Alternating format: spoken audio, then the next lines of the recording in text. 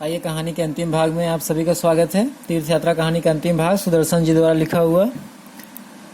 अब हरो की चिंता कैसे दूर होगी कि उसकी बेटी का ब्याह किस व्यवस्था के तहत होगा, इस कहानी के इस निर्णायक मोड़ पर आइए जानने का प्रयास करते हैं।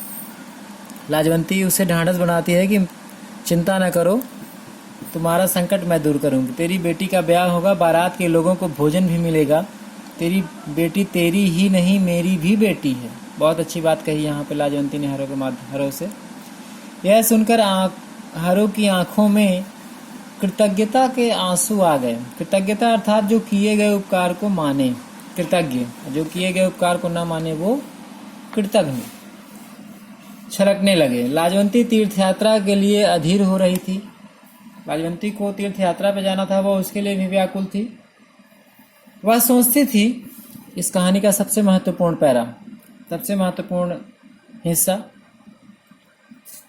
वह सोचती थी हरिद्वार, मथुरा, वृंदावन के मंदिरों को देखकर उसका हृदय कली की तरह खिल जाएगा।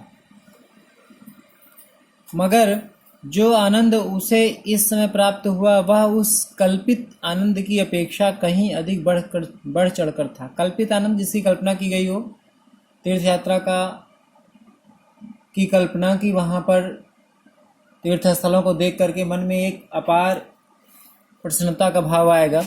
वह दौड़ती हुई अपने घर गई और संदूक से 200 रुपये लाकर हरो के सामने ढेर कर दिए। वह अपने घर जाती है और जो बक्सा था, संदूक जिसे कहते हैं, उस बक्से में से अपने तीर्थ यात्रा के लिए इकट्ठा किए गए रुपयों को निकालती है, जो कि 200 रुपये थे, और ला करके हरो के सामने रख देती है।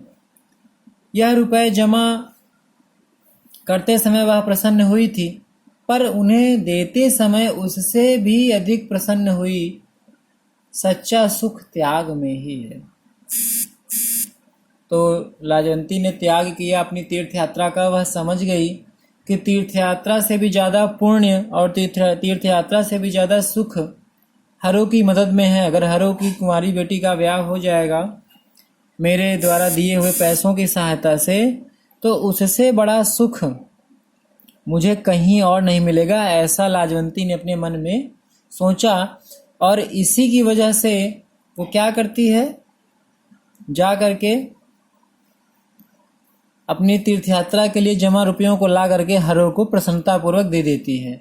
और क्या कहा गया कि सच्चा सुख त्याग में ही है, मोह माया लिप्सा में नहीं, सच्चा सुख इसमें है, त्याग में। ऐसा त्याग जिससे दूसरे का कल्याण हो, जिससे दूसरे के ऊपर उपकार हो। कहानी के प्रारंभ में ही हमने पढ़ा था कि परहित सरस धर्म नहीं भाई।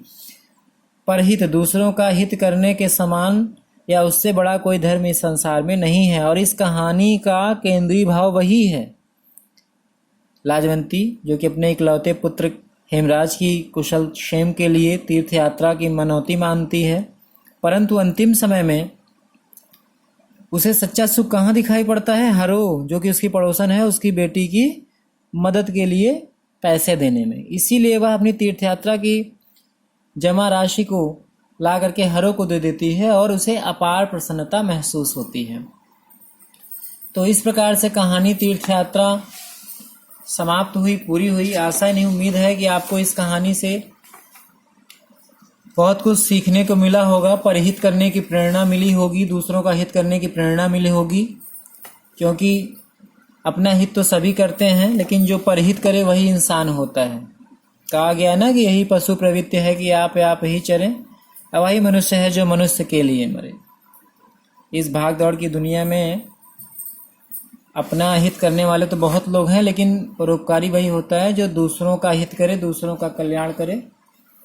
इस कहानी के माध्यम से यही आपको संदेश देने का प्रयास किया गया है कि आप भी अपने सोच के संकोच संकीर्ण दायरे से बाहर निकलें और इस दुनिया को व्यापक दृष्टि से देखें। हमेशा परोपकार की भावना रखें। अब इस पूरे पाठ को हमने पढ़ लिया है। इससे जुड़े हुए कुछ अभ्यास के प्रश्न हैं। इन अभ्यास के प्रश्नों को आप ध्यान से करने का प्रयत्न करिएगा, चाहे वो बहुविकल्पीय प्रश्न हो, चाहे लघु उत्तरीय, चाहे दीर्घ उत्तरीय, चाहे वो भाषा ज्ञान। भाषा ज्ञान व्याकरण का आपको पूरा पढ़ा दिया गया है। व्याकरण के प्रश्नों को आप आसानी से कर सकते हैं। ठीक है, यहाँ पे कुछ दिया हुआ है जो आपको करना बहुत ज़रूरी है। सुदर्शन की प्रसिद्ध कहानी हार की जीत पढ़िए, उसका सारांश अपने शब्दों में लिखिए। आप लोग इस कहानी को मोबाइल पे सर्च करके ज़रूर पढ़ेंगे, हार की जीत। ठीक है, और पढ़ करके कमेंट के माध्यम से बताएंगे कि आपको ये कहानी कैसी लगी, इस कहानी से आपको क्या सीख मिली। तब तक घर पे रहिए, स्वस्थ रहिए, सुरक्षित रहिए।